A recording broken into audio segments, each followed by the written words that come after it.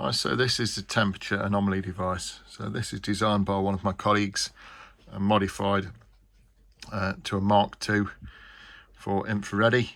So this was designed by Andy guys. It's called the TAD, the temperature anomaly device.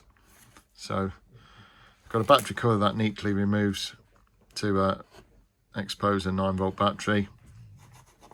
So on the front of the device we've got a switch that switches the resolution of the temperature anomaly device. So that switches between to provide 0.25 degree of a difference to 0.5 degree, and then we've got an on and off switch.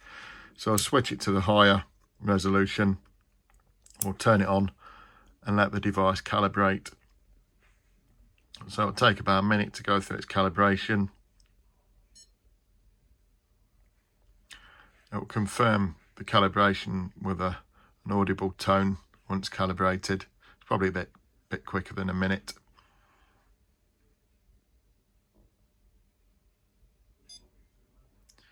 There we go. So at this end of the device, this is where the measurement window is. So if I breathe some warm air towards it,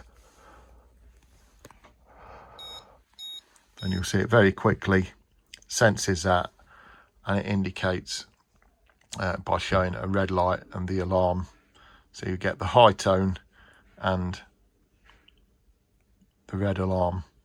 So we'll just let that settle again and it'll extinguish. Just demonstrate that again.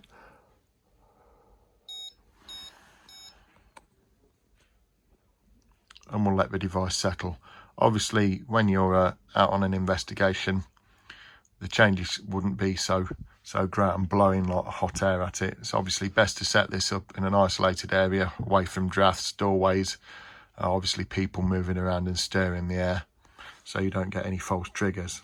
And then if we'll try by starting a cold measure. So we'll just put a little bit of ice, you can see that straight away, next to the device.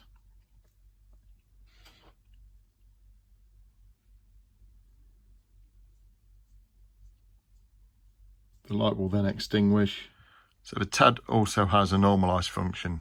So basically what that means, if it registers a hot trigger, it will just then only report hot triggers, and if it reports a cold trigger, it'll only simultaneously report cold triggers if it's dropping off.